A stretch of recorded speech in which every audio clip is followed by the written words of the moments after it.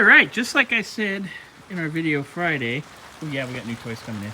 Anyway, motor mounts are already undone. I just need to undo this fuel line here, which someone put the clamp on backwards, but that's okay. Easy enough. Now we gotta just work this AC hose around. But we can see our engine's already up off the mount. Look. I know it's raining, but gotta get stuff done. So next thing you'll see is this motor will be out. Well, boys, it's coming out. Quick and easy. 2 motor mounts and a fuel hose. That's all it took. Well, plus you being here on Friday. Yeah. Saved us time. Come up a little bit. Up a little. Yep. Back. Go back, Bernsey. And then we'll just roll the car back the rest of the way.